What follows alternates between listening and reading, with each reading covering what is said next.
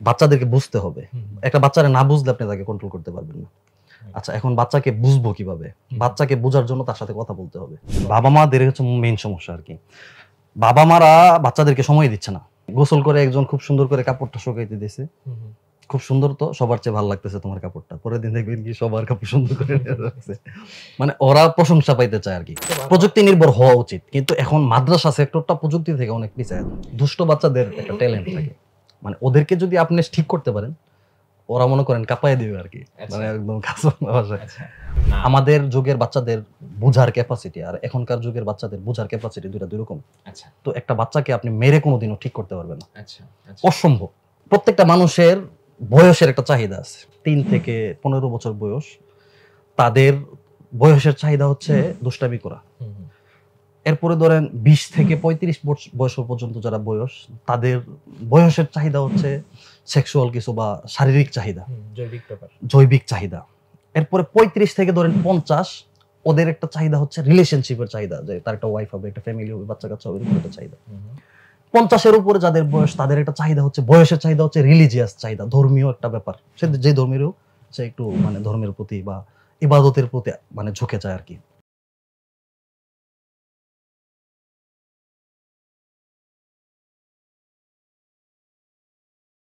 আসসালামু আলাইকুম। রকমারি গল্পগ্রাফির আরেকটা আয়োজনে আপনাদেরকে স্বাগতম জানাচ্ছি। আমি নুরুল্লাহ মারুফ। আজকে আমাদের সাথে গেস্ট হিসেবে আছেন মিরপুর আদর্শ মাদ্রাসার প্রতিষ্ঠাতা প্রিন্সিপাল মাওলানা ফয়জুল্লাহ মাহমুদ ভাই। ভাই কেমন আছেন? আলহামদুলিল্লাহ ভালো আছি। আপনি কেমন আছেন? আলহামদুলিল্লাহ। আমি যতদূর জানি যে আপনার যে মাদ্রাসাটা আদর্শ মাদ্রাসা, এটা মূলত বাচ্চাদেরকে নিয়ে, বাচ্চাদেরকে আপনি পড়ান। তো আমার খুব অল্প সময়ের অভিজ্ঞতা বাচ্চাদেরকে পড়ানোর। তাতে বাচ্চারা একটু চঞ্চল প্রকৃতির হয়। দুষ্টামিতে তারা খুব আনন্দ পায়। ফলে তাদেরকে নিয়ন্ত্রণ করা এবং তাদেরকে পড়ানোটা আমার কাছে একটু কষ্টকর মনে হয়। তো আপনি হঠাৎ করে কোন জায়গা থেকে বা কি ভেবে বাচ্চাদেরকে পড়ানোর জন্য মনস্থির করলেন এবং বাচ্চাদের প্রতি আগ্রহী হলেন? শিক্ষকতার ব্যাপারটা আসলে আমার বাবার কাছ থেকে অনুপ্রেরণা পাওয়া আরকি। আমার আব্বু একজন শিক্ষক ছিলেন। আর এখন যে বাচ্চা-কাচ্চার যে সাথে আমার কানেক্টিভিটিটা, এটা আমার কাছে মজা লাগে। আচ্ছা। যেমন ধরেন আমি কিছুদিন আগে হয়তো শুনছিলেন, ডেঙ্গুতে আক্রান্ত হয়ে একদম মৃত্যুপায়ী অবস্থা আরকি আমার। তো ওই সময় আমার যে হাসপাতালে ভর্তি থাকা অবস্থায় আমার ছাত্ররা ছিল, ছোট, ছোট, এরা নুরানি মক্তবে পড়ে। আচ্ছা। তো এরা হচ্ছে জানছে যে ওস্তাদ জি খুব অসুস্থ, উনি মারা যেতে পারে, এরকম সবাই আমার জন্য দোয়া করতেছে। আচ্ছা। এবং আমি তাদেরকে দোয়া করা শিখাইছি যে একজন মানুষ যদি অসুস্থ থাকে তার জন্য কিভাবে দোয়া করতে হয়। তোমরা নিজেরা দোয়া করবা এবং তোমাদের বাবা-মাকে বলবা, সবাইকে বলবা যেন তার জন্য দোয়া করে। তো আমি যখন অসুস্থ হয়েছি অবশ্যই তারা দোয়া করবে এবং তাদের পরিবারকে বলবে। আমার একটা ছাত্র আছে, সে হচ্ছে প্রতিদিন বাসায় যায়, নিজে তো দোয়া করে। তো বাসায় গিয়ে তার মাকে বলতেছে, আম্মু দোয়া করছো ওস্তাদের জন্য? তো বলে হ্যাঁ করছি। তো হয়তো ২-৩ দিন জিজ্ঞেস করছে যে আম্মু দোয়া করছো? তো একদিন মা রান্না করতেছে, বলতেছে দোয়া করছো? বলে আজকে করিনি। তো সে কান্নাকাটি শুরু করছে, আমার ওস্তাদ অসুস্থ, তুমি দোয়া করো নাই মানে? তো পরে যাই হোক আল্লাহ তাআলা আমার সুস্থতা দান করছে। যখন মাদ্রাসায় গেলাম, সবাই আসছে, আয়েশা বলতেছে যে আমি আপনার জন্য দোয়া করছি। অভিভাবকরা আয়েশা বলতেছে আপনার ছাত্ররা তো একদম জ্বালায় ফেলতেছে বাসায় গিয়ে, যে দোয়া করছে কিনা। মানে এই জিনিসটা আসলে আমাকে খুব ভিতর থেকে জাগাইছে যে আমি যদি মারাও যাইতাম, আমার জন্য দোয়া করার জন্য কিছু বাচ্চা-কাচ্চা আছে, এরা হচ্ছে এদের দোয়া তো আল্লাহ তাআলা নিঃসন্দেহে কবুল করবে। হয়তো আল্লাহ তাআলা ওদের দোয়ার উসিলায় আমাকে ফিরিয়ে দিছে। মানে যে পরিস্থিতি ছিল, আমি হাসপাতালে যখন শোয়া, আমার দুলাভাই পাশে বসে কোরআন তেলাওয়াত করতেছে। ঠিক আছে? ওদের সবার প্রস্তুতি যে আমি কখন মারা যাবো বা কি হয়ে যায় বলা যাচ্ছে এটা না। আপনি যখন হাসপাতালে ছিলেন তখন তো আপনি জানতেন না যে না, না, বাচ্চারা না। আপনার জন্য এরকম আসার করতেছে। পরে এগুলো শুনছি আরকি যে এরা আমার জন্য খুব দোয়া-টোয়া করতেছে। এটা আপনাকে একটা মানে ভালো অনুভব তৈরি করছে। কিন্তু আপনি বাচ্চাদের প্রতি আগ্রহী হওয়ার মানে কিন্তু শুরু থেকে যখন আপনি বাচ্চাদেরকে পড়ানো শুরু করলেন, মানে তখন কেন বাচ্চাদেরকে আপনার পড়ানোর প্রতি আগ্রহ তৈরি হলো? পড়ানোর প্রতি বলতে কর্মজীবন শুরু হইছে শিক্ষকতা দিয়ে। কিভাবে? যখন কর্মজীবনে ১ম আসলাম, তো মাদ্রাসার দায়িত্ব নেওয়ার জন্য বলা হইছে। আমার বাবারও মাদ্রাসা আছে, অন্য কোনো একটা মাদ্রাসা। তো আমার কাছে মনে হইলো যে আমি একটা মাদ্রাসা পরিচালনা করব, এটার যদি গোড়া থেকে না জানি, শুরু থেকে আমি না জানি, তাইলে এখানে ক্যারিয়ার সাস্টেইন করা যাবে না। তো আমি চিন্তা করলাম একদম শুরু থেকেই শুরু করি। একদম ছোট বাচ্চাদের পড়ানো থেকে শুরু করি এবং টার্গেটটা ছিল এরকম যে ওদেরকে পড়াবো, তারপরে ২য় ব্যাচ পড়াবো, তারপরে নুরানি পড়াবো, নাজারা পড়াবো, হিফজ পড়াবো, মানে ধাপে, ধাপে উঠবো আরকি। তো পরে যখন বাচ্চাদেরকে দিয়ে শুরু করলাম, ওইখানে আটকায় গেছি আরকি। ওইখানে আটকে যাওয়ার কারণ কি? ওইখানে আটকায় যাওয়ার বলতে বাচ্চারা আমাকে বুঝে, মানে আমার কথাগুলো তারা নিতে পারে, আচ্ছা। এবং তারা যে নিতে পারে এটা আমার কাছে ভালো লাগে। তারা নিতে পারে এটা আপনার কাছে কিভাবে মনে হলো যে আমি আসলে যেভাবে আমার যে পড়ানোর স্টাইলটা আরকি, আমার নিজস্ব কোনো স্টাইল নেই। আমি আমার বাবাকে যেভাবে দেখছি যে উনি যেভাবে বাচ্চাদেরকে আদব শিখাইতেন, উনি যেভাবে বাচ্চাদের সাথে কথা বলতেন, আমিও সেটাই করি। এখন সেটা করতে, করতে আমার বাবা হচ্ছে একজন আদর্শ শিক্ষক। উনার নাম হাফেজ আব্দুল মালেক। আব্বু মারা গেছে ২০১৬ সালে। হাজার, হাজার ছাত্র আছে উনার। ঢাকা শহরে অনেক প্রতিষ্ঠিত মাদ্রাসা আছে আব্বুর ছাত্রদের। তো আব্বু একদম বাচ্চাদেরকে শুরু থেকে পড়াইতো, হিফজ শেষ করা পর্যন্ত নিজে একাই সবকিছু সামাল দিত। ৭০-৮০ জন ছাত্র একা পড়াইতো। একজন মানুষ কিন্তু ৭০-৮০ টা বাচ্চা একা কন্ট্রোল করা সম্ভব না। কারণ একটা বাবা-মা তার ২ টা ৩ টা বাচ্চাকে একা সামলাইতে পারে না। তো একটা মানুষ, একজন শিক্ষক, সে A to Z, হিফজখানার শিক্ষকদের ব্যাপারে হয়তো আপনি জানেন। উনাকে কিন্তু ২ ঘন্টার কোনো ছুটি নেই। না। A to Z উনি শুরু থেকে শেষ পর্যন্ত একা সব সামলাইতো। খাওয়া-দাওয়া, ঘুম থেকে নিয়ে, গোসল থেকে নিয়ে, পড়াশোনা থেকে নিয়ে সবকিছু। ৭০-৮০ জন ছাত্রকে একা সামলানো সম্ভব না। তো উনার কিছু স্টাইল ছিল আরকি বাচ্চাদেরকে। যেমন ক্লাসের ফাঁকে, ফাঁকে বা ২ দিন ৩ দিন পর, পর বাচ্চাদের সাথে একটু গল্পগুজব করা, বা তাদের সাথে অন্য আদার্স কিছু অ্যাক্টিভিটি, যেমন হাঁটতে গেছে বিকেলবেলা আসরের নামাজের পরে হচ্ছে হাঁটার সময় হাঁটতে গেছে, তো ২-৩ জন ৫ জন নিয়ে গেছে সাথে।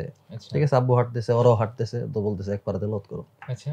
ঠিক আছে, এই টাইপের কিছু ব্যাপার আছে। বাচ্চারা এগুলো কানেক্ট করতে পারে। তো আমিও ওগুলো কপি করি আমার বাবাকে, যে আমিও কিছু ট্রাই করি যে ঠিক আছে এটা করতে পারি কিনা। তো বাচ্চারা আমার সাথে খুব মিশে এবং এটা তারা নিতে পারে। আচ্ছা। এই আরকি।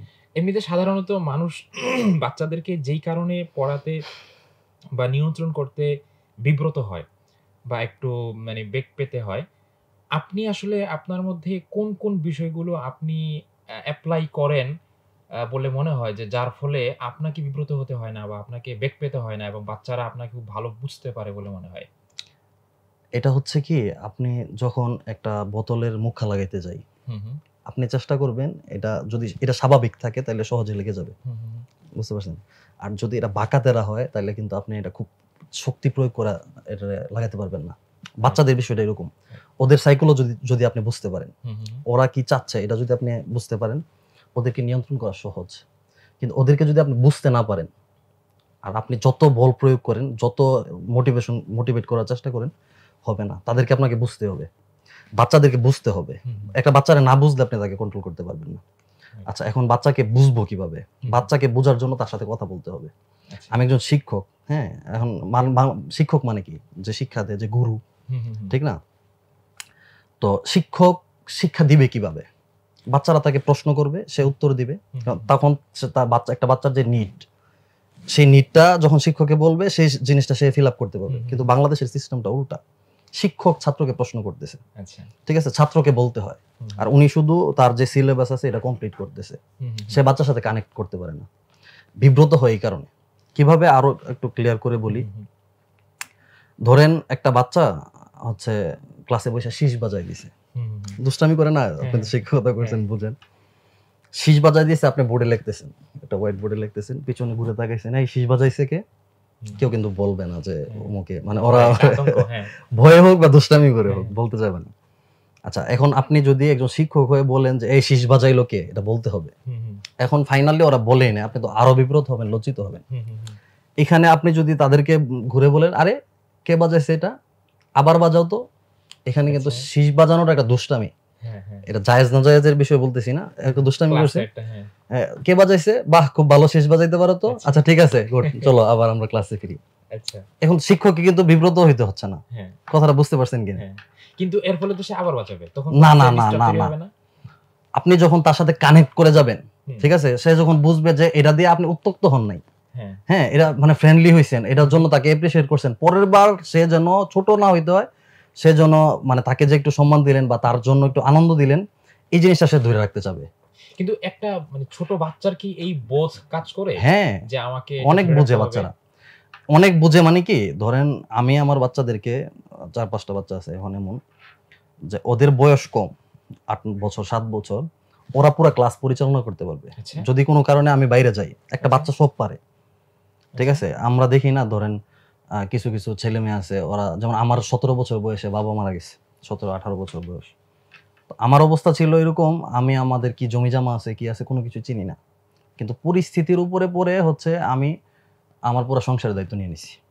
আচ্ছা। আমি পড়াশোনা করতেছি বা ওই যে বোঝটা চলে আসছে সংসারের জন্য কখন কি করতে হবে, তো ওইটা আমার উপরে আসলো কিভাবে? এটা কি হঠাৎ করে ক্রিয়েট হইছে? আমার ভেতরে এটা ছিল। রাইট। এটাকে আমি তখন যখন জোর দিছি, আমার ওই যোগ্যতাটা প্রকাশ পাইছে। একটা বাচ্চা অনেক কিছু বুঝে। সে নিজে, নিজে কোনটা ভালো, কোনটা খারাপ। কিন্তু আপনাকে এটা তাকে ধরাই দিতে হবে যে তুমি এটা বুঝো। সে যখন এটা উপলব্ধি করবে যে আমি এটা বুঝি, তা আমি এটা কেন করতেছি না, বা তার বাবা-মা যখন এই জিনিসগুলো ধরায় দিবে, তখন বাচ্চা মানে তার দায়িত্ববোধ জেগে উঠবে আরকি। কিন্তু ধরেন প্রতিষ্ঠানের ক্ষেত্রে আপনি যেটা বললেন যে বাচ্চাদের সাথে কথা বলতে হবে এবং তাকে বুঝতে হবে। তো একটা প্রতিষ্ঠানে বা একটা ক্লাসে যদি ১০ জন বাচ্চা থাকে তাহলে ১০ জন বাচ্চার সাইকোলজি নিশ্চয়ই এক হবে না। ১০ জন বাচ্চার সাইকোলজি ভিন্ন, ভিন্ন হবে। কিন্তু আমাকে তো ক্লাস একটা নির্দিষ্ট নিয়মে আ পরিচালনা করতে হবে। হুম। তো আমি প্রত্যেকের সাইকোলজিটা ঠিক কোন জায়গায় এনে এরপরে ওই জায়গায় আমি একটা নির্দিষ্ট নিয়মটাকে ফলো করব? প্রত্যেকটা বাচ্চার গুণ থাকে, দোষও থাকে। আপনি যখন গুণের প্রশংসা করবেন, হুম, হুম। এটা হচ্ছে সবচেয়ে মূল পয়েন্ট আরকি। যে একটা ছেলে খাবার খাওয়ার পর তার যে কাঁটাটা, মাছের কাঁটাটা, এটা যেখানে ফেলার দরকার সেখানে ফেলছে। দস্তরখানে ফেলে নাই বা নিচে ফেলে নাই। হুম, হুম, হুম। বাহ! এটা কে ফেলছে, মাশাআল্লাহ, ভালো তো। আপনি যে তাকে এটা বলছেন না, সবার সাইকোলজি বুঝতে হবে না। হুম, হুম। ঠিক আছে? যা তাকে তার যে গুণের প্রশংসা করলেন, অন্যান্য বাচ্চারা চেষ্টা করবে কি যে আমিও ইয়া করি। প্রশংসাটা আমাকে যুক্ত ওস্তাদ হই। বলুক। হ্যাঁ। হুম, হুম, হুম। এটা সবাই চায়। আচ্ছা। আমি আবার ক্লিয়ার করে বলতেছি, আপনি কিন্তু তার প্রশংসা করবেন না। এই কাজের তুমি তো প্রশংসা। খুব কাজটা ভালো করছো। রাইট, না, এমন না। আপনি তাকে প্রশংসা না করে তার কাজটার প্রশংসা করবেন। রাইট। ২, ৪, ৫ টা করে তো প্রশংসা করা একটা শিক্ষকের জন্য কোনো বিষয় না। হুম, হুম, হুম, হুম। ঠিক আছে? যে বাহ! তোমার হাতের লেখাটা তো খুব সুন্দর হইছে। হুম, হুম। লেখার প্রশংসা করলেন আরকি। ২, ৪, ৫ জন এমনিতেই সে ভালো লিখতে ট্রাই করবে। হ্যাঁ? গোসল করে একজন খুব সুন্দর করে কাপড়টা শুকাইতে দিছে। হুম, হুম। খুব সুন্দর তো, সবার চেয়ে ভালো লাগতেছে তোমার কাপড়টা। পরের দিন দেখবেন কি সবার কাপড় সুন্দর করে রাখছে। মানে ওরা প্রশংসা পাইতে চায় আরকি। সবার সাইকোলজি আলাদা, আলাদা বুঝে তাকে আলাদা, তার জন্য আলাদা কিছু করা সম্ভব না। মানে কিছু কিছু, কমন কিছু জায়গায় হ্যাঁ, হ্যাঁ। কিছু জিনিস প্রশংসার মাধ্যমে হয়ে যায়। কিছু জিনিস গল্পের মাধ্যমে হয়। আর শিশুরা হচ্ছে অনুকরণ প্রিয় আরকি। মানে তারা আপনি যা করবেন সেটা তারাই কপি করবে আরকি। হুম, হুম। আপনি একটা জিনিস বলতেছেন, এটা সে নিতে পারবে না। কিন্তু আপনি যেটা করবেন সেটা করতে পারবে তারা খুব সহজে।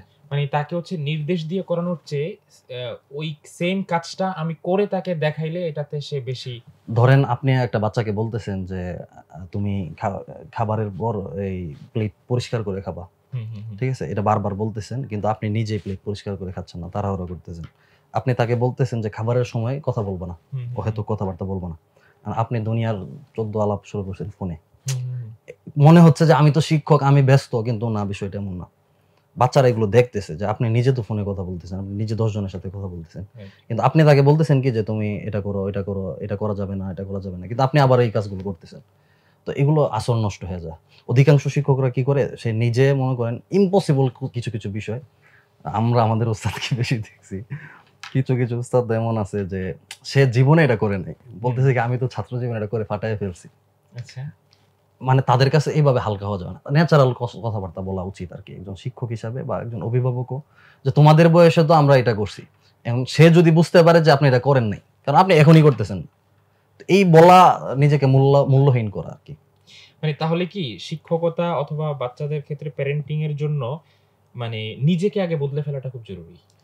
নিজে যেটা করবেন, নিজে যেমন হবেন, বাচ্চারা এখান থেকে কিছু জিনিস নিবেই।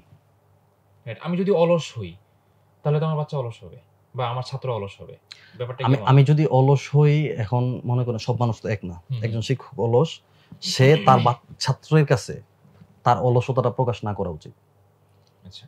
মানে তার যে কাজগুলো তার হুম, ক্লাসের হুম। ক্ষেত্রে তার প্রোডাক্টিভিটি তো বাচ্চাদের সামনে দেখাবেই। তখন হুম। বাচ্চারা তার সামনে প্রোডাক্টিভিটি দেখাতে মানে চায়। বাচ্চাটা যতক্ষণ পর্যন্ত আমাকে দেখতেছে হুম, ততক্ষণ পর্যন্ত যেন অন্তত আমি হ্যাঁ, আমি অলসতাটা দেখাবো। ওইভাবেই নিজেকে প্রেজেন্ট করি যেভাবে আমি আমি চাই। তাকে চাই। হুম।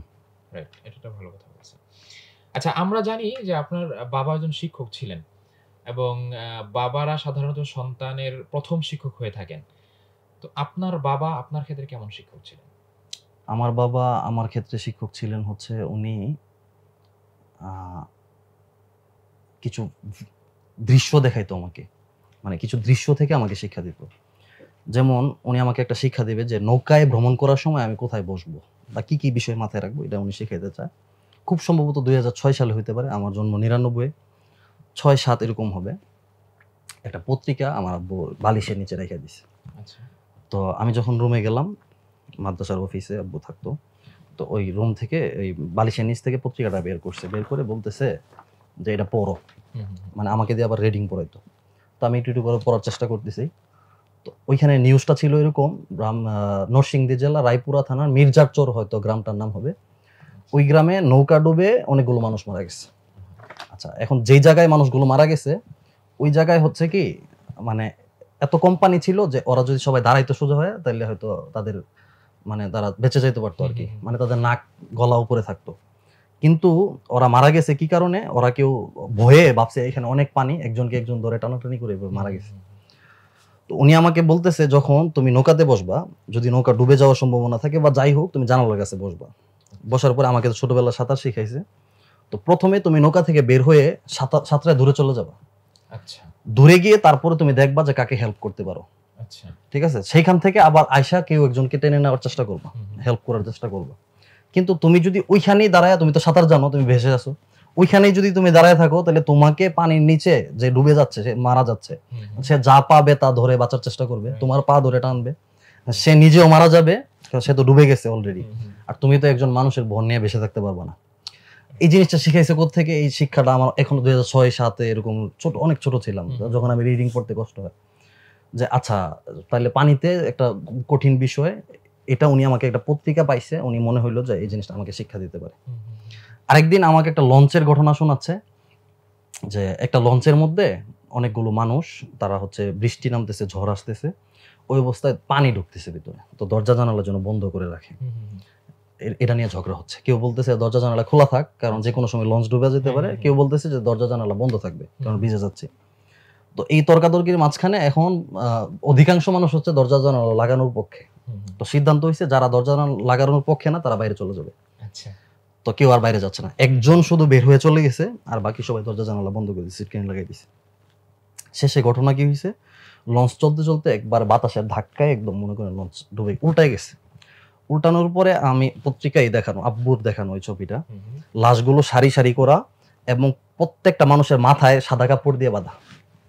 কি কারণে? লঞ্চ যখন ডুবে গেছে তখন হচ্ছে তারা বাঁচার জন্য চেষ্টা করছে, পানি তো খাচ্ছে, নিঃশ্বাস বন্ধ হয়ে আসতেছে, কেউ সেন্স কাজ করতেছে না, এখন চাচ্ছে কি মাথা দিয়ে বাড়ি দিয়ে লঞ্চ ভেঙে ফেলবে, এখন কারো মাথার খুলি নেই। আমি যদি পত্রিকাগুলো দেখাইতে পারতাম, মানে উনি আমাকে কি শিক্ষা দিচ্ছে, যে এখন সিচুয়েশন ক্রিয়েট হয়েছে যে তোমাকে সার্ভাইভ করতে হবে, তোমাকে বেঁচে থাকতে হবে, বা এটা সঠিক, ভিজা তো ভিজলে কাপড় শুকায় যাবে, এখানে জীবন মরণের প্রশ্ন, তো তুমি কি করবা, তুমি বের হয়ে যাবা। সে সঠিক ছিল, আমাকে আঙ্গুলে ধরে ছোটবেলায় এটা শিখাইছে। তো আচ্ছা ঠিক আছে, তাহলে এই জিনিসটা এমন, মানে আমাকে যদি এই সিচুয়েশনে পড়ি, তাহলে আমাকে বাইরে বের হইতে হবে, আমি ভিতরে থাইকা নিজেকে কাপড় বাজানোর চেষ্টা করে জীবন নষ্ট করা যাবে না।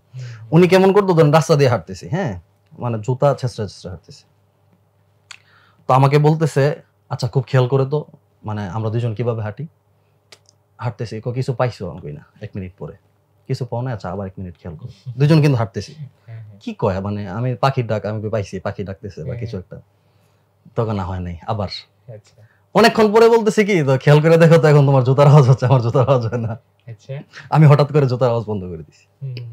এখন বিষয়টা হয়েছে সিম্পল একটা বিষয়, বাবা ছেলে হাঁটতেছি রাস্তা দিয়ে, উনি আমাকে বলতেছে খেয়াল করো তো কি কিছু একটা, মানে আলাদা কিছু লক্ষ্য করতে পারতেছো কিনা। এখন যখনই হাঁটি না, তখন আমি আমার জুতার আওয়াজটা কানে চলে আসে। আমার যদি জুতা ছেঁচড়ায় হাঁটি, তখন আমার আওয়াজটা আমার কানে চলে আসে। উনি এইভাবে শিখাইতো আর কি।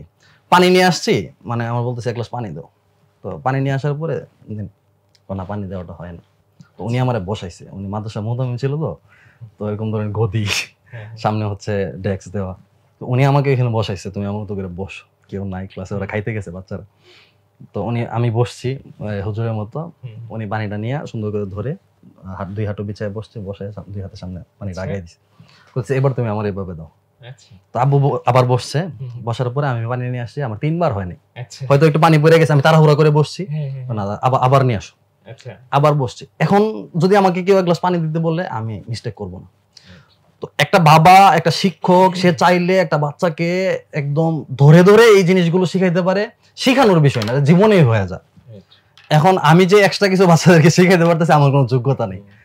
আমি ওনাকে, আমার বাবাকে যা যা শিখাইতে দেখছি, সেই জিনিসগুলো কপি করতেছি, এখন দেখতেছি যে বাচ্চাদের মানে অগ্রগতি হচ্ছে, তারা ভালো কিছু শিখতেছে, অভিভাবকরাও খুশি, বা অন্য যারা আমার কাছে পড়ে না কোনো ক্ষেত্রে তারা হচ্ছে অনেক কিছু শিখতে পারতেছে বিভিন্ন মাধ্যমে, এখন যেহেতু ইন্টারনেটের যুগ।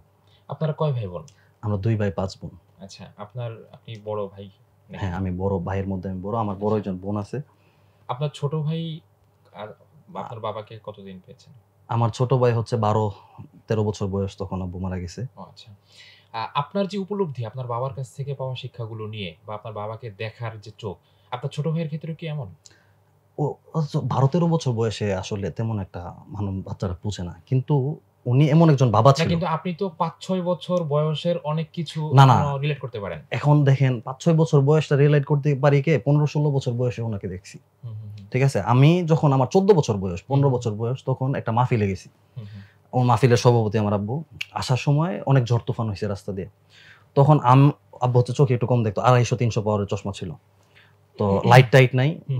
মোবাইলের একটা লাইট ছিল, ওইটাও মনে হয় দেখা যাচ্ছে না, কাজ করতেছে না, বুঝতেছি না, মনে নাই এখন।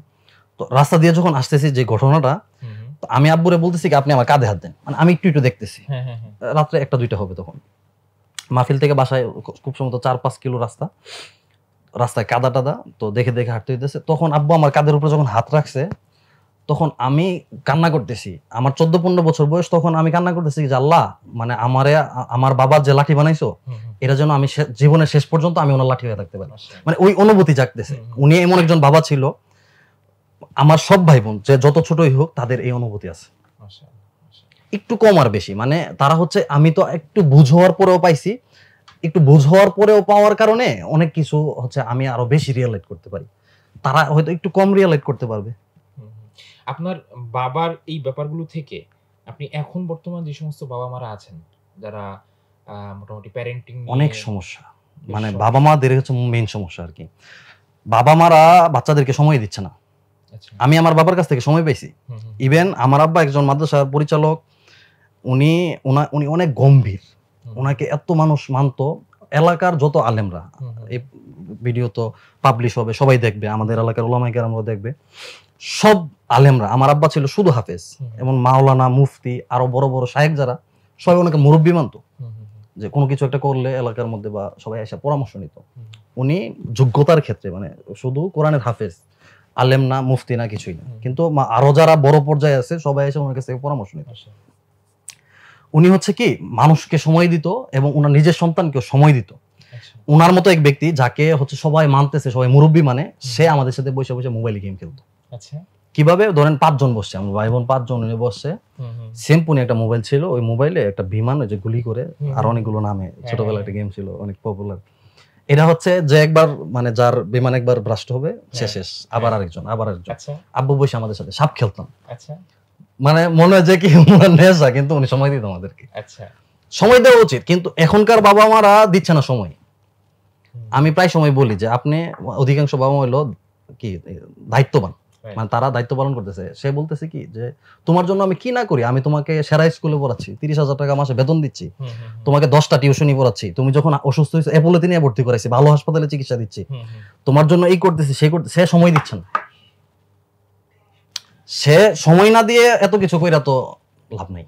বাচ্চাদেরকে সময় দিতে হয়। সময় হচ্ছে সবচেয়ে বড় প্যারেন্টিং। আপনি যখন একটা বাচ্চাকে সময় দিবেন, তার ব্যাপারে বুঝবেন, কানেক্টিভিটি থাকবে, তখন আপনি যখন বয়স হবেন সেও আপনাকে বুঝতে চেষ্টা করবে। আপনি যদি এখন টাকা দিয়ে সবকিছু সলভ করে ফেলেন, আপনার বাচ্চা যখন বড় হবে সেও তখন টাকা দিয়ে সলভ করে ফেলতে চেষ্টা করবে। বাংলাদেশে মানে আপনি একজন মাদ্রাসার শিক্ষার্থী হিসেবে বাংলাদেশে আপনার ছাত্র জীবন এবং কর্মজীবন এখন বর্তমান আপনার চলছে। এই ক্ষেত্রে আপনি কি কোনো চ্যালেঞ্জের মধ্যে পড়ছেন কখনো?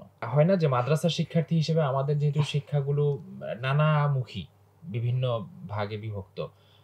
কোনোটা হচ্ছে চাকরিমুখী বা আলিয়া মাদ্রাসা যেটা আমরা বলি, অথবা আমাদের কওমি মাদ্রাসা তো ওইভাবে আসলে কর্মমুখী না। তো আমাদের বাংলাদেশের যে সেটআপটা, এই ক্ষেত্রে মাদ্রাসার শিক্ষার্থীদের আসলে মানে মূল ধারা পর্যন্ত যেতে বেশ বেগ পেতে হয়, অথবা মানুষের কাছে একজন আদর্শ মানুষ হিসেবে গ্রহণযোগ্যতা সব ক্ষেত্রে পাওয়া যায় না। তো আপনি শিক্ষা জীবন শেষ করছেন এবং সফলভাবে কর্মজীবন এখন চালাচ্ছেন। তো এই ক্ষেত্রে একজন মাদ্রাসা শিক্ষার্থী হিসেবে আপনি কি কোনো চ্যালেঞ্জের মুখোমুখি হইছেন কিনা? যেটা আপনাকে আ একটু আ লজ্জিত করছে, অথবা আপনাকে কোনোভাবে মনে হইছে যে আমি যদি আজকে মাদ্রাসা শিক্ষার্থী না হয়ে আমি যদি ইউনিভার্সিটি পড়ুয়া হতাম তাহলে হয়তো আমার এই সমস্যাটা হতো না। এই জিনিসটা আমি কখনোই ফেস করি নাই যে একজন মাদ্রাসা শিক্ষার্থী হওয়ার কারণে আমাকে কোথাও চ্যালেঞ্জের মুখোমুখি হইতে হয়েছে। তবে একটা জিনিস কি, যদি মাদ্রাসায় থাকা অবস্থায় ইংরেজি ভাষাটা শিখতে পারতাম, তাইলে আমি এখন যেই পরিস্থিতিতে আছি, যে পজিশন আছি, এর চেয়ে 50x মানে 50 গুণ বেশি গ্রো করতে পারতাম, শুধু যদি ইংরেজি ভাষাটা জানতাম। আচ্ছা আচ্ছা, ঠিক আছে, আমি ইংরেজি ভাষা বুঝি কিন্তু বলতে পারি না, এটা হচ্ছে আমার নিজের ইয়া থেকেই, মানে মাদ্রাসার সিলেবাস থেকে না। তো এটা জানলে আমি অনেক ভালো গ্রো করতে পারতাম। প্রযুক্তি তো এখন মানুষের জীবনের সঙ্গে ওতপ্রোতভাবে জড়িয়ে গেছে। তো শিক্ষার, যেহেতু আপনি শিক্ষা নিয়ে কাজ করতেছেন, শিক্ষার জায়গাটা বা বাচ্চাদেরকে পড়ানোর ক্ষেত্রে প্রযুক্তিকে আপনি কতটুকু রিলেটেড বলে মনে হয়, বা আপনি প্রযুক্তিটাকে কতটুকু ব্যবহার করেন? প্রযুক্তি এখন যেভাবে গ্রো করতেছে, মানে একটা সময় গিয়ে তো অনেক কিছুই প্রযুক্তি নির্ভর হয়ে যাবে। তো বাচ্চাদেরকে ছোটবেলা থেকে প্রযুক্তি শেখানো উচিত।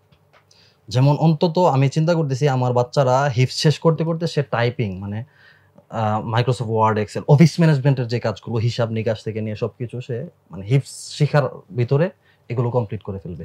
হিপস তো সাধারণত 12-13 বছর বয়সী, মোটামুটি 11 বছর, 11 বছর, 10-11 বছর, 10-11 এর বছর ভিতরে সে যেন অফিস ম্যানেজমেন্টটা জানা থাকে। এটা কি সম্ভব? আমার মনে হয় হ্যাঁ, এটা তো কোনো বিষয় না, এই ওয়ার্ড এক্সেল বা হিসাব নিকাশের এটা কোনো বিষয় না। কিন্তু এইটার ক্ষেত্রে ধরেন এখন তো প্রযুক্তি নির্ভর হওয়া উচিত, কিন্তু এখন মাদ্রাসা সেক্টরটা প্রযুক্তি থেকে অনেক পিছায়। ধরেন কথার কথা, আমি যে সমস্ত মাদ্রাসাগুলোতে পড়াশোনা করছি, লিঙ্কডইনে যদি আমার বায়োডাটা সেট করতে যাই, অথবা ধরেন আমি বাইরে যাব, দেশের বাইরে যাব, কোথায় পড়াশোনা করছেন বা এই সমস্ত বিষয়ে প্রশ্ন করতে পারে। ধরেন একটা মাদ্রাসার নাম বললাম, ওরা গুগলে সার্চ করে মাদ্রাসার নাম খুঁজে পায় না। আচ্ছা, এটা খুব একটা মারাত্মক প্রবলেম। এক সার্টিফিকেট আমার আছে, ঠিক আছে, এখন এটা তো আমি বানাইতেও পারি, কিন্তু উচিত তো যে একটা মাদ্রাসার একটা ওয়েবসাইট থাকবে এবং একটা ভেরিফাইড ওয়েবসাইট হবে, সেখানে আমাদের তথ্যগুলো থাকবে যে আমরা পড়াশোনা করছি। এইগুলো তো অনেক চালাক ছাত্ররা যারা একটু দুষ্ট প্রকৃতির, এরা তো এই সুযোগটাও নিচ্ছে। চালাকের সাথে কি দুষ্ট শব্দটা? আচ্ছা, চালাক দুই রকমের, একটা হচ্ছে সাধারণ চালাক আর একটা হচ্ছে শিয়াল টাইপের চালাক, ক্লেভার যেটাকে বলে আর কি। আল্লাহ, তো প্রযুক্তির সাথে কানেক্টেড হওয়া উচিত। আচ্ছা, ভবিষ্যতে আপনি যেটা বললেন না যে এই ছোট বাচ্চাদেরকে আপনি অফিস ম্যানেজমেন্ট বা এক্সেল, ওয়ার্ড এগুলো শেখাবেন, সেক্ষেত্রে আপনার ডিভাইস প্রয়োজন। এখনকার বাবা মাদের এবং কিছু কিছু শিক্ষকদেরও একটা বড় অভিযোগ থাকে যে বাচ্চারা প্রচুর পরিমাণে ডিভাইসে আসক্ত। কখনোই না, এটা ভুল।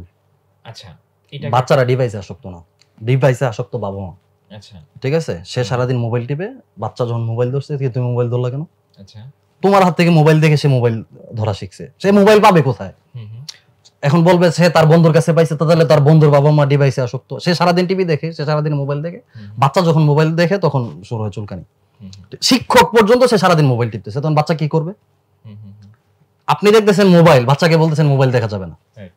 আপনি সারাদিন মানে স্ক্রল করতেছেন, খাওয়ার সময় মোবাইল ফোনে কথা বলতেছেন, ফোন ছাড়া সে নাই। দোষ বাচ্চার দোষ নেই, দোষ হয়তো আমার, দোষ হয়তো আপনার, মানে আপনি অভিভাবক হিসাবে আপনার দোষ না, আমার শিক্ষক হিসাবে আমার দোষ। বাচ্চারা ডিভাইস আসক্ত না। এই ক্ষেত্রে মানে ডিভাইসে আসক্তি, আপনি তো ডিভাইসটাকে দিয়ে ব্যবহার করাবেন, আবার যেন এটা তার প্রতি আসক্তি তৈরি না করে, ওইটাকে কিভাবে নিয়ন্ত্রণ করা যায়? ডিভাইস তো আমরা আসক্তি কি বলে, কাজের জন্য যদি ব্যবহার করেন, এটা কাজ কখনো মানুষকে এরকম একটা বড় মানুষের যে সেলফ কন্ট্রোল থাকে, একটা ছোট বাচ্চার তো সেলফ কন্ট্রোলটা থাকবে না, তাই না? তো সেক্ষেত্রে যখন আপনি তাকে ডিভাইসটা দেবেন কিছু শেখার জন্য, তো সে তো ওইটার লিমিট ক্রস করে ফেলতে পারে, যেহেতু সেলফ কন্ট্রোলটা ওইভাবে নাই।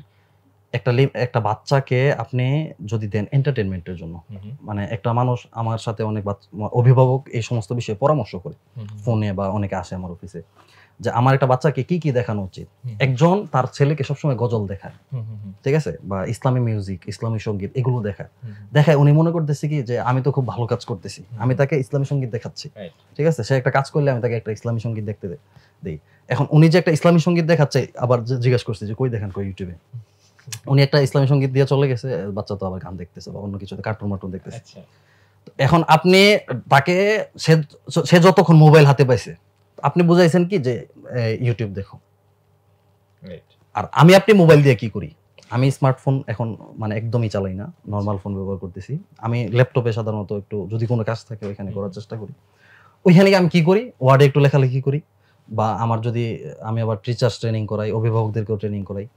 ওদেরকে যদি কোনো নতুন কোনো বিষয়ে ট্রেনিং আসে, তাইলে ওইগুলোর এই যে স্লাইডগুলো তৈরি করি, আমি করি এই কাজটা। এখন একটা বাচ্চার কি প্রেজেন্টেশন তৈরি করার কোনো কাজ আছে? ওয়ার্ডে লেখালেখির কাজ আছে? আমার বাচ্চাকে যদি আমি ল্যাপটপ দিই, তাহলে তাকে আমি কি বের করে দিব? ইউটিউবটা। একটা বাচ্চাকে যদি আমি ইউটিউব বের করে দিই, ওইখানে সবকিছুর অ্যাক্সেস আছে, ভালো আছে, খারাপ আছে। এখন ধরেন 10 দিন আমি তাকে দিলাম, দেওয়ার পরে সে 10 দিনই ইউটিউবে গেল, তার ব্রেনে হবে কি যে ল্যাপটপ মানে ইউটিউব। এখন আমি যদি তাকে মাঝে মাঝে দেখাইতাম, ওই যে দেখো বাবা এই কাজটা করতেছি, বা ওস্তাদ জি এই কাজটা করতেছি, ঠিক আছে, এটাতে লেখালেখি করে, এটা তোমার কাজ না, ইউটিউবটা তো তার কাজ, মানে তার জন্য কন্টেন্ট তৈরি করে রাখছে, অন্য কিছু তো দেখানো দরকার, ঠিক না? মানে বাবা মা মনে করতেছে আমি ভালো জিনিস দেখাইছি, ভালো জিনিসের সাথেই তো খারাপ জিনিস। কতজন বাবা মা আছে যে বসে বসে বাচ্চাদেরকে স্ক্রল করায়। কিন্তু আপনি যে স্লাইড তৈরি করতেছেন ওইটা যদি আপনি কোনো বাচ্চাকে দেখাতে চান, আপনার শিক্ষার্থী বা আপনার এটা কেন দেখাবো যে না, ওটা সে বোর ফিল করবে না, কারণ সে তার সঙ্গে রিলেট বোর করুক, তার এটা তো চাই, ডিভাইস থেকে বোরিং হোক। আচ্ছা, মানে ডিভাইস মানে এন্টারটেইনমেন্ট না, ডিভাইস মানে কাজ, ডিভাইস মানে বোরিং কিছু, এটা তার ভিতরে আসুক, এটা তো ভালো। আচ্ছা, তো আপনার স্মার্টফোন ব্যবহার না করার যুক্তিটাও কি এরকম যে না, আপনাকে স্মার্টফোন ব্যবহার করি না বলতে, প্রথমত আমার স্মার্টফোন যখন নষ্ট হয়েছে, প্রথমে তো নষ্ট হয়েছে, ভেঙে গেছে ডিসপ্লে, ভেঙে যাওয়ার পরে আমি স্মার্টফোন নিব, মানে যারা তো ডিভাইস চালায়, একটা নষ্ট হলে সাথে সাথে লাগে, কত প্রয়োজন হোয়াটসঅ্যাপ এটা সেটা, সারা দেশের মানুষ, আমাদের সাথে তো আবার অনেক কানেক্টিভিটি বেশি। তো ফোন নিব করতে করতে এখন দেখি কি এক সপ্তাহে অনেক কাজ হয়ে গেছে, মানে এক সপ্তাহ গ্যাপ পড়ছে, অনেক কাজ হয়েছে। তো পরে ভাবলাম যে একটু বিরতি দিই। এমনিতেও আমার যখন ফোন ছিল, আমি মাসে ধরেন 20-25 দিন, 30 দিনে 20-25 দিন ফেসবুক আনইনস্টল করে রাখতাম। আচ্ছা, আমার ছোট ভাই এটা করে, ফেসবুক সিকিউর করে ইনস্টল থাকলে সে ফেসবুকের পাসওয়ার্ড করে ফেলে। এটা তো আপনার মানে আমাদের হবে যে ফেসবুক থেকে চেনা ফয়জুল্লাহ মাহমুদ নিজে ফেসবুক আনইনস্টল করে রাখে। ফেসবুকে আমার কন্টেন্ট কিন্তু খুব কম যায়। আচ্ছা, ফেসবুকে একটা কন্টেন্ট আপলোড করতে 1 ঘন্টা লাগবে, আধা ঘন্টা সময়ের দরকার, কিন্তু আধা ঘন্টা সময়ের জন্য আমরা স্ক্রল করতেছি কিন্তু 5 ঘন্টা। আমি কি জানি একটা উইকিপিডিয়াতে বা কিছু গুগলে ঘাটাঘাটি করতে করতে একটা ইয়া পাইলাম যে একটা মানুষ ঘরে 6-7 ঘন্টা সেই স্ক্রিন দেখে, একটা মানুষের স্ক্রিন টাইম 6 ঘন্টা 4 ঘন্টা এরকম। তো কি পরিমাণ সময় মানে মোবাইল বা ডিভাইস ফেসবুক আমাদের নষ্ট করতেছে। তো যাই হোক, যেটা বলতেছিলাম, মানে এক সপ্তাহের গ্যাপে আমার কাছে মনে হলো যে দেখি এটা থেকে সরে আসা যায় কিনা। আমি এখন আলহামদুলিল্লাহ সাকসেস, নরমাল ফোন ব্যবহার করতেছি অনেকদিন যাবত। অনেকে হয়তো বিশ্বাসও করবে না যে এটা কি হবে। কোনো মানে পরিবর্তন অনুভব করেন যখন আপনার স্মার্টফোন ছিল আর এখন নাই? Brain fresh. আচ্ছা, ব্রেনটা খুব ফ্রেশ। ফ্রেশ বলতে মানে স্মার্টফোনে হয় কি, ধরেন আজকে দেশে কি চলতেছে এটা আমি জানি, এই মুহূর্তে দেশে কি চলতেছে এটা আপনি জানেন, কিন্তু এই মুহূর্তে দেশে কি চলতেছে এটা আমি জানি না। হয়তো দিন শেষে গিয়ে একটু ইউটিউব থেকে খবর নিই, বা যারা জানে একটু চর্চা করলে তখন সবকিছু বুঝতে পারি। ছাত্র আন্দোলনের সময় আমি ফেসবুক লগ ইন করছি, মানে খুব এগুলো খোঁজ খবর নিছি, এটা একটা মানে ফিক্সড টাইম ছিল। এখন প্রতিনিয়ত কি কি আপডেট চলতেছে এটা আমি জানি না, যার কারণে আমি হচ্ছে যেটা কাজ করতেছি, ধরেন আমি লেখালেখি করতেছি, ফোকাসটা ঠিক থাকে, ব্রেনটা খুব ফ্রেশ থাকে আর কি, মানে খুব শান্তিতে, ধরেন ঘুমও হচ্ছে, খাওয়া দাওয়া হচ্ছে, মানে এখন এটার জন্য তো ধরেন আমাদের অনেক মানে প্রবীণ যারা ওস্তাদ আছেন হুজুররা, ওনারা যারা ডিভাইস বা স্মার্টফোন অথবা স্মার্ট ডিভাইসগুলো থেকে দূরে থাকেন, ওনাদেরকে মানুষজন বলে পিছিয়ে পড়া জাতি, কারণ তারা দুনিয়া এবং সমসাময়িক যে ব্যাপারগুলো এগুলো সম্পর্কে বেখবর থাকেন। আচ্ছা, আপনার কি ওটা ফিল হয় যে আমিও তাহলে পিছিয়ে পড়া কেউ? না, আমি তো দিন শেষে চেষ্টা করি, বা আমি আমার কাজগুলো সম্পর্কে আমার লার্নিং টাইম আছে। যেমন এটা বলা উচিত হবে কিনা জানি না অন ক্যামেরা, আমি প্রতি মাসে কমপক্ষে 2 থেকে 5,000 টাকার পেইড কোর্স কিনি। আচ্ছা, প্রতি মাসে দেখি না দেখি আমি এটা কিনি। আমি মনে করি যে এটা আমার ব্রেনে ইনভেস্টমেন্ট। আচ্ছা, একটা কোর্স যারা তৈরি করে, পেইড কোর্স, প্যারেন্টিং রিলেটেড হোক, অন্য কোনো সাবজেক্টে হোক, যে কোনো একটা পেইড কোর্স যারা তৈরি করে, একটা কোর্সের ফি 5,000 টাকা তখন হয় যখন এটাতে 50,000 টাকার ভ্যালু থাকে। আমি অনেক কিছু ইউটিউবে ফ্রি ভিডিও, ফেসবুকে ফ্রি ভিডিও রিসার্চ করে, মানে ধরেন 2 মাসে তা লার্ন করতে পারবো না, আমি একদিনে একটা পেইড কোর্স থেকে যা লার্ন করতে পারবো। অলরেডি আমার 4টা কোর্স একসাথে চলে, দেখতেছি যেমন না, সুযোগ পাইলে ওইগুলো দেখি। তো আমি যে বিষয়ে জানতে আগ্রহী সেই বিষয়ে আমি পেইড কোর্স দেখি। মানে ওই বিষয়ে তো যে টাকা দিয়ে একটা কোর্স বিক্রি করতেছে, ভিডিও বিক্রি করতেছে, সে কি পরিমাণ রিসার্চ করছে, তো আমার আর রিসার্চ করতে হয় না, আমি পেয়ে যাই, নির্যাসটা পেয়ে যাই সহজে। এটা করতে পারেন, মানে যারা হচ্ছে ডিভাইসে খুব বেশি সময় দিতে চাচ্ছেন না, আবার লার্ন করতে চাচ্ছেন, শিখতে চাচ্ছেন, পেইড কোর্সটা একটা ইজি ওয়ে। আর ডিভাইস থেকে দূরে থাকাটা আমি মনে করি না যে এটা সলিউশন। ডিভাইস ব্যবহার করব কিন্তু কাজের জন্য, লার্নের জন্য, হ্যাঁ, নিয়ন্ত্রণটা থাকতে হবে। এবং বিশেষ করে মানে যারা ডিভাইস ব্যবহার করে তাদের এইটুকু জানা থাকতে হবে যে আমার আসলে কোনটা প্রয়োজন।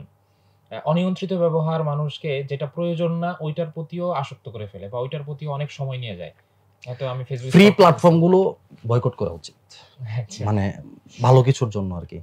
আমি যখন ইউটিউবে রিসার্চ করতে যাব একটা টপিকে, ধরেন প্যারেন্টিং রিলেটেড, আমি 10টা ভিডিও দেখতে চাচ্ছি, আমি এখন 10টা ভিডিও দেখবো নিয়ত করছি।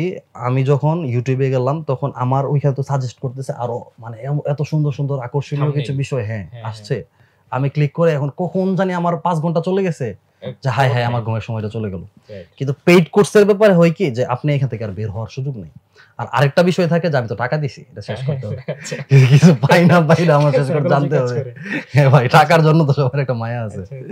আসলে ভাই আমরা আপনার বাবার সম্পর্কে শুনছি, আপনার বাবা একজন ভালো শিক্ষক ছিলেন এবং তিনি আপনার ব্যাপারেও খুব আদর্শ শিক্ষকতার ভূমিকা পালন করছেন। এর বাইরে আপনার কি এমন কোন শিক্ষকের কথা আপনি বলবেন আমাদেরকে, যিনি আপনাকে আসলেই শিক্ষার প্রতি অনুরাগী হতে খুব বেশি প্রভাব তৈরি করতে পারছে আপনার মধ্যে? শিক্ষার প্রতি অনুরাগী বলতে আমি ছোটবেলায় একটু দুষ্ট প্রকৃতির ছিলাম, যার কারণে আমি দুষ্ট বাচ্চাদেরকে নিয়ে কাজ করি। দুষ্ট বাচ্চাদের একটা ট্যালেন্ট থাকে, মানে ওদেরকে যদি আপনি ঠিক করতে পারেন ওরা মনে করেন কাঁপায় দিবে আর কি, মানে একদম কাছে ভাষায়। তো আমার একজন শিক্ষকের প্রতি খুব বেশি সম্মান বোধ জাগে, ওনার নাম হচ্ছে হাফেজ আব্দুল সাত্তার সাহেব। আমার ওস্তাদ, আবার আমার আব্বার ছাত্র। তো উনি আমার সম্পর্কে ভাই, কিন্তু ওনার প্রতি আমার বাবার মতোই শ্রদ্ধাবোধ জাগে আর কি। আব্দুল সাত্তার সাহেব হুজুর আমাকে খুব শাসনও করছে, খুব আদরও দিছে, ভালোবাসাও এখনো পর্যন্ত। মানে ওনার কাছ থেকে, উনি যে আমার একজন শিক্ষক বা উনি আমার একজন গুরু, আমি এই জিনিসটা, বা আমার বাবার মতো একজন মানুষ, এমন কিছু একটা, আমার বাবার পরে ওনাকে আমি পাই আর কি, ওই সম্মানটা দিতে পারি। সবাইকে আমি সম্মান করি এবং সবার নাম বলতে পারবো আমি যাদেরকে পড়ছি, যাদের কাছে পড়াশোনা করছি, উনি সব মানে সবার শেষ। আব্দুল সাত্তার সাহেব আপনাকে শাসন করেছেন বলছেন, আপনার বাবাও আপনাকে শিক্ষা দিয়েছেন। শাসনটা বলতে কি বেত্রাঘাত? আমাদের যুগে তো এটা ছাড়া কোনো শাসনই ছিল না। আপনাকে আপনার শিক্ষকরা বেত্রাঘাত করছেন এবং আপনি তাদের প্রতি শ্রদ্ধাশীল। আপনার বাচ্চাদেরকে বা আপনার শিক্ষার্থীদেরকে আপনি বেত্রাঘাত করেন? আমার প্রতিষ্ঠানে টোটালি মানে বেত রাখা নিষিদ্ধ, এবং প্রতিষ্ঠান জন্মের পর থেকে আজ পর্যন্ত প্রতিষ্ঠানে বেত ঢোকে নাই এবং কোনো মারধর চলে না। আপনার দ্বিচারিতা বলে মনে হয় যে আপনি বেত্রাঘাতের মাধ্যমেই শিক্ষা পেয়ে বড় হইছেন এবং সেটাকে শ্রদ্ধার সঙ্গে স্মরণ করেন, কিন্তু আপনার শিক্ষার্থীদেরকে আপনি বেত্রাঘাত করছেন না। আমাদের যুগের বাচ্চাদের বোঝার ক্যাপাসিটি আর এখনকার যুগের বাচ্চাদের বোঝার ক্যাপাসিটি দুই রকম। আচ্ছা, এটা ভালো। ঠিক আছে, ধরেন একটা বাচ্চাকে যদি আমি এখন মানে আমরা আমাদের সিস্টেমটাই ছিল এমন যে আমরা মারধর খাইলেই আমরা ঠিক হতাম। ঠিক আছে, আর এখনকার বাচ্চাদেরকে মারধর করবেন, এরা বিগড়ে যাবে, নষ্ট হয়ে যাবে, এরা চ্যালেঞ্জ করে ফেলবে। এটা কি যুগের কারণে সাইকোলজি চেঞ্জ আসছে? হইতে পারে, এটা আমি বলতে পারি না, কিন্তু কি কারণে এই চেঞ্জটা আসছে, কিন্তু একটা বাচ্চাকে আপনি মেরে কোনোদিনও ঠিক করতে পারবেন না। অসম্ভব। ঠিক আছে, আমি মারছি, আমিও মারছি, কিন্তু প্রতিষ্ঠান করার পর থেকে আমি এখন পর্যন্ত মানে পড়াশোনা দুষ্টামির জন্য আমি কাউকে কোনোদিন, আমার শিক্ষক কোনোদিন শাসন দেয় না। আমরা হচ্ছে বুঝায় তাদেরকে নিয়ন্ত্রণ করি। আচ্ছা, কিন্তু এখন যারা হচ্ছে বেত্রাঘাতের বিপক্ষে তারা আবার ভালো শিক্ষার্থী নেন, মেধাবী শিক্ষার্থী এবং একটু ভদ্র, যেন তাদেরকে আমার কিন্তু হেডলাইনই হচ্ছে দুষ্ট। আমি সেটাই বলতে যাচ্ছি না, যে বেত্রাঘাত থেকে দূরে থাকার জন্য তারা মেধাবী এবং ভদ্র শিক্ষার্থীদেরকে বেছে নেন। আবার আপনি বেত্রাঘাত থেকে দূরে থাকতেছেন, কিন্তু আপনার টাইটেল হচ্ছে আপনি দুষ্ট শিক্ষার্থীদেরকে পড়াচ্ছেন। মানে এই দুইটাকে আপনি ব্যালেন্স করেন কিভাবে? সে তো দুষ্টামি করবে তখন যখন আপনি দুষ্টামি করতে সুযোগ না দিবেন। আমি তো আমার বাচ্চাদের সাথে দুষ্টামি করি, মানে ওরা আমার দুষ্টামির পার্টনার, আমি ঠিক আছে, খেলতেছি একসাথে, মানে ওদের সাথে আমি একজন খেলার সহপাঠী। প্রত্যেকটা মানুষের বয়সের একটা চাহিদা আছে। ধরেন যারা ছোট বাচ্চা 3 থেকে 15 বছর বয়স, তাদের বয়সের চাহিদা হচ্ছে দুষ্টামি করা। এরপরে ধরেন 20 থেকে 35 বয়স পর্যন্ত যারা বয়স, তাদের বয়সের চাহিদা হচ্ছে সেক্সুয়াল কিছু বা শারীরিক চাহিদা, জৈবিক চাহিদা।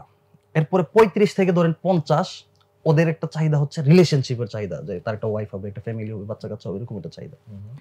50-এর উপরে যাদের বয়স, তাদের একটা চাহিদা হচ্ছে, বয়সের চাহিদা হচ্ছে রিলিজিয়াস চাহিদা, ধর্মীয় একটা ব্যাপার। সে যে ধর্মের, সে একটু মানে ধর্মের প্রতি বা ইবাদতের প্রতি মানে ঝুঁকে যায় আর কি।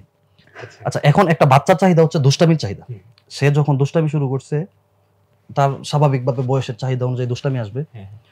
দুষ্টামি শুরু করার পরে বাবা মা বা শিক্ষক বলতে, দুষ্টামি করবো না, ঠিক আছে, সে স্বাভাবিক হয়ে গেছে। একটু পরে যখন সুযোগ পাইছে, সে আবার দুষ্টামি করার চেষ্টা করতেছে, আবার তাকে বাধা দিচ্ছে।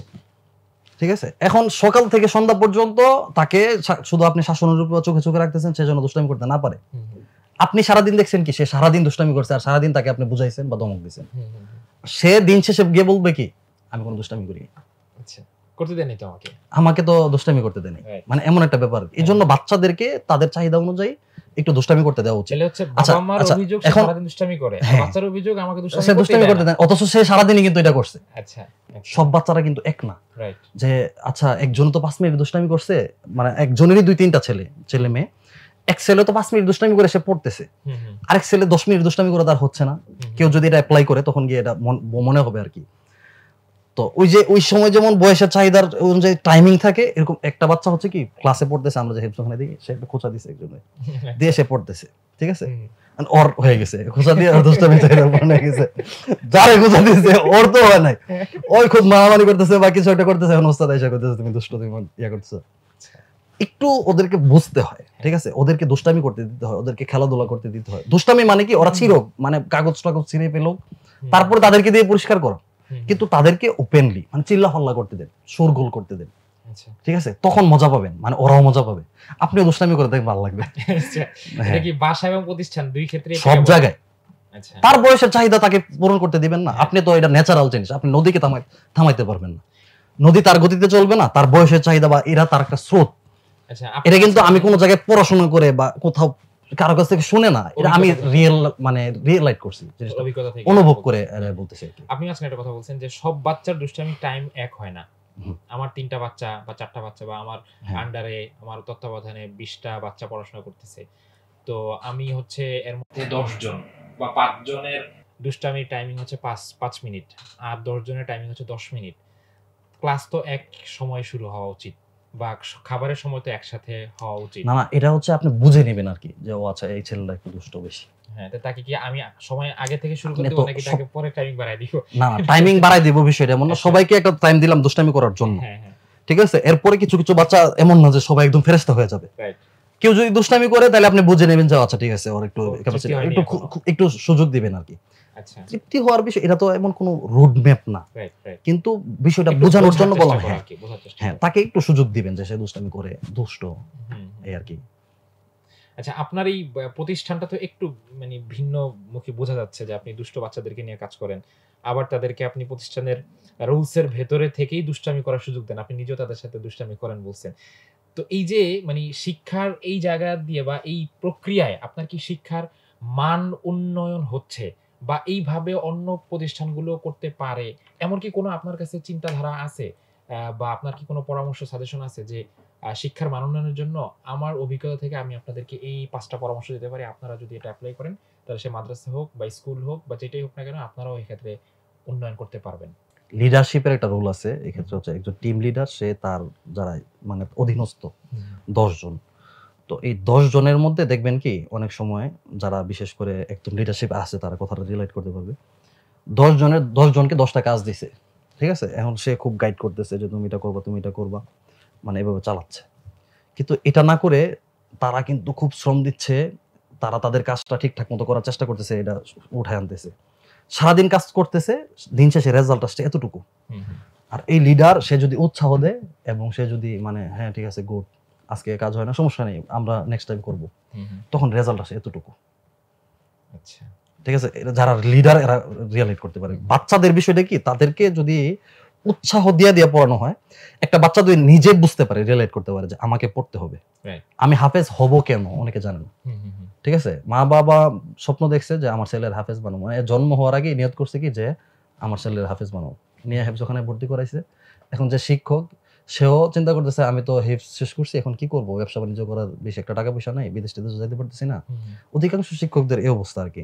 আমি বলবো না যে এখলাসের সাথে শিক্ষকতা করতেছেন এমন না, কিন্তু এখন কারণবশত অনেক শিক্ষক, আমি কথাবার্তা বলে যেটা বুঝলাম যে এখন শিক্ষকও জানে না সে কেন হিফজ করাচ্ছে বা সে কেন শিক্ষকতা করতেছে, করাচ্ছে আর কি, একটা চাকরি বা এটা তার কাজ। এখন ওইখানে বাবা মা হইলো স্বপ্ন যে সে তার ছেলেকে হাফেজ বানাবে, শিক্ষক হইলো সে করাচ্ছে বা পড়াচ্ছে। হ্যাঁ, মাঝখানে বাবা মা খুব চাপ দিচ্ছে তোমাকে হাফেজ হইতে হবে, আর ওস্তাদ বলতেছে সবক দাও হিফজ শেষ করতে হবে। সে তো বুঝতেছে না আমি হাফেজ হয়ে কি করব, আমি হাফেজ কেন হব। আমি একটা ছোট গল্প বলি, আমার ছাত্র এখন আছে ইয়াসিন, তো এ বলতেছে কি আমি হিফজ পড়বো না মানে পড়বো না, তো আমাকে ওর অভিভাবক বলছে যে আমরা হাফেজ তাকে বানাবো। আচ্ছা, তো আপনি একটু বুঝায়েন এখন বুঝায়েন ব্যাপারটা কি, একটা বাচ্চা বুঝে যে আমি তাকে বুঝাবো, সে আগে মানে থেকে- আমার বাবা ওর বাবা মা আমার সামনে বইলা গেছে যে আপনি তারে বুঝায়েন, হ্যাঁ, হ্যাঁ, আমি তারে যাই বুঝাই হ্যাঁ, সে বুঝতেছে আমি তাকে বুঝাচ্ছি, সেটা নিবে না, খাবে না। এখনকার বাচ্চারা অনেক স্মার্ট। আচ্ছা, 1 মাসে আমি তাকে কিছুই বলিনি, ঠিক আছে। আচ্ছা। বাবা মা মানে অভিভাবক জিজ্ঞেস করে ঠিক আছে, সব ঠিক আছে, হ্যাঁ হ্যাঁ ঠিক আছে ঠিক আছে, okay। সে আমি অপেক্ষায় আছে কিছুই- আপনি তাকে বুঝাবেন কিন্তু আপনি তাকে আমি বুঝাচ্ছেন তাকে না। বুঝাবোই না এখন, আচ্ছা, ঠিক আছে। 1 মাস পরে একদিন এশারের নামাজের সময় সে বালেগ হয়নি, হ্যাঁ, ঠিক আছে, আমরা আলাদা জামাতে, আমি তাকে বলতেছি তুমি নামাজ পড়ো, হুম, তো সে নামাজ পড়াইছে, এশারের নামাজ পড়াইছে, পারো পারো, পারো, পড়াইছে, ছোট ছোট ধরে সূরা দিয়ে নামাজ পড়াইছে। নামাজ পড়ানোর পরে তারপরে নামাজ পড়ছি আমরা, তো অফিসে ডাকছি, খাওয়া দাওয়ার পরে ডাইকে বলতেছি যে তুমি যে নামাজ পড়াইছো কেমন লাগছে, হ্যাঁ, তো ওর চোখ টোক কপালে দেখছে, খুব ভালো লাগছে, মানে একটা ফিল যে উস্তাদ আমার পেছনে নামাজ পড়ছে, আমি নামাজ পড়েছি। তো আমি বলছি তুমি কি জানো যে কাবা শরীফের যে ইমাম উনি কিন্তু হাফেজ, আর ওইখানে তারাই নামাজ পড়াইতে পারে যারা হাফেজ, আচ্ছা, ঠিক আছে। ইভেন বাংলাদেশে যত বড় বড় মসজিদ আছে, তুমি বাইতুল মুকাররম চিনো, হ্যাঁ, অমুক মসজিদ চিনো, হ্যাঁ, এই সমস্ত মসজিদে কিন্তু নামাজ পড়াইতে হলে হাফেজ হইতে হবে। আচ্ছা, সে নামাজ পড়ায় আনন্দ পাইছে, হ্যাঁ, যারে নামাজ পড়াইলাম ভালো লাগছে, একটা হুম, ডোপামিন রিলিজ হয়েছে, তার ভালো লাগা কাজ করছে। এখন হাফেজ হইলে সে বুঝতেছে কি যে আমি তো বড় জায়গায় গিয়ে এটা করতে পারবো, 2-3 জন পিছনে নামাজ পড়বেন, হ্যাঁ, হ্যাঁ, তোমার পিছনে লাখো লাখো মানুষ নামাজ পড়বে। আচ্ছা, এখন সে একটু পরে স্বপ্ন ঢুকাই দিচ্ছেন তার সে ভিতরে। নিজে নিজে আমার বলতেছে যে আমি হাফেজ হবো, আচ্ছা, ঠিক আছে, হ্যাঁ। আমি হাফেজ হবো। এখন মনে করেন অন্য বাচ্চারা দুষ্টামি করতেছে, হুম, আর এ হাফেজ হবেই না, এ পড়বেই না, ঠিক আছে, এ পালায় যাবে, পালায় গেছে একবার, মানে খুব আচ্ছা। টেনশনে পড়ে গেছিলাম, সবকিছু করে ফেলবে, এ হেফজ পড়বে না, আচ্ছা, ঠিক আছে। ও আরো যত যুক্তি সবকিছু ও বুঝে যে আমি এটা পড়বো না, এটার কোনো অর্থ নাই, কিন্তু এখন সে নিজে নিজে সে বাচ্চা পড়তেছে, এখন বলতেছে আমি হাফেজ হবো। আমি হাফেজ হব। এখন অনেক শিক্ষকরা বা অভিভাবকদের একটা ঘাটতি আছে, মানে তারা যে একটা জিনিস বুঝাইতে চায় এটা খুব খেয়াল করা উচিত। মানে আমি যে বুঝাইতেছি এটা যদি বাচ্চা বুঝেই যে আমাকে বুঝাচ্ছে, হুম, মানে সে বুঝাবে কি যে আমি অথবা বুঝতে- আমার বুঝটা যদি বাচ্চার উপযোগী না হয় হুম। তাহলে তো সে আসলে বুঝবে না বিষয়টা। মানে আমার স্বপ্ন তার স্বপ্নে রূপান্তরিত করার জন্য তাকে তার মতো করে বোঝাইতে হবে। হুম। আপনি লিডারশিপের কথা বলছিলেন। তো মানে সাজেশনটা কি এইটাই যে মানে নিজেকে একজন উন্নত বা উপযুক্ত লিডার হিসেবে তৈরি করা? উৎসাহ বাচ্চাদেরকে দেয়া যদি নেওয়া যায় তাহলে আপনি তাদের শুরুতে বলছিলেন প্রশংসা আর এখন বলেন উৎসাহ। মানে এই ২ টা জিনিস বাচ্চাদের ক্ষেত্রে খুব কার্যকরী। প্রশংসা আর উৎসাহটা কিন্তু কাছাকাছি। জড়িতই, হ্যাঁ, Right, কাছাকাছি জিনিস। right, তাদেরকে একটা দুইটা জিনিস দিয়ে তো আর হয় না, আর এইগুলা নিয়ে যে অনেক বেশি মানে পড়াশোনা বা রুল করতে পারবো এটা হয়তো ভবিষ্যতে লিডারশিপটা কি আপনার কাছে কি মনে হয়? লিডারশিপটা কি ন্যাচারালি নাকি এটা তৈরি করার মতো বিষয় আছে? আপনি না, লিডারশিপের কথা বলছেন। শিক্ষার্থীদের লিডারশিপের ক্ষেত্রে লিডারশিপটা তো এটা আস্তে আস্তে নিজের ভিতরে আনার মতো বিষয়। হুম। বই পড়া, লিডারশিপের উপর অনেক বই আছে, এবং যাদের ভিতরে যে সমস্ত ওস্তাদদের ভিতরে লিডারশিপ আছে তাদেরকে ফলো করা। প্রতিষ্ঠান কি চাইলে শিক্ষার্থীদেরকে লিডারশিপের গুণে গুণান্বিত করতে পারে? হ্যাঁ, আপনার মধ্যে লিডারশিপটা কি ন্যাচারালি আসছে নাকি আপনার কোনো শিক্ষকের অবদান আছে এই ক্ষেত্রে? আমার বাবার অবদান। আচ্ছা। আপনি একটু আগে বলছিলেন যে একজন মানে বাবা-মা, অভিভাবক তার বাচ্চাকে হাফেজ বানাতে চাচ্ছে, কিন্তু বাচ্চা হাফেজ হতে চাচ্ছে না। তখন আপনি একজন শিক্ষক হিসেবে বাচ্চাকে হাফেজ হবার একটা স্বপ্ন তার ভেতরে তৈরি করছেন। তো আপনার কাছে কি মনে হয় একজন বাচ্চার বড় হবার পেছনে বা সফল হবার পেছনে বাবা-মার পাশাপাশি শিক্ষকের অবদান কতটুকু এবং কেমন হওয়া উচিত? যেমন ধরেন আমি অনেকদিন আগে আপনার একটা লেকচার শুনতে পাচ্ছিলাম, আপনার একটা ভিডিও দেখছিলাম যে আপনি বলতেছিলেন যে বাচ্চারা হচ্ছে মাদ্রাসায় পড়ে, মাদ্রাসায় সে সময় মতো খায়, সময় মতো ঘুমায়, সময় মতো নামাজ পড়ে, সময় মতো সে সবকিছু করে। কিন্তু যখন পরীক্ষার ছুটির পরে বাবা-মা মাদ্রাসায় বাচ্চাকে নিয়ে আসেন, তখন বাবা-মার অভিযোগ থাকে যে, "হুজুর আপনি কি পড়ালেন? সে তো বাসায় গিয়ে এক ওয়াক্ত নামাজও পড়ল না।" অথচ আপনি তখন বলছিলেন যে, কারণ হচ্ছে বাচ্চা মাদ্রাসায় দেখে যে তার সমস্ত শিক্ষক সবকিছু টাইমলি করতেছে। কিন্তু বাড়িতে গিয়ে দেখে তার বাবা-মা কিছুই টাইমলি করতেছে না। তার বাবা-মা আযান দিলে তাকে বলতেছে, "তুমি নামাজ পড়ো।" কিন্তু তারা নিজেরা নামাজ পড়তেছে না। তো এখন বাচ্চার বড় হবার পেছনে এখানে আপনার কাছে কি মনে হয় যে বাবা-মার অবদান খুব সামান্য, শিক্ষকের অবদান বেশি?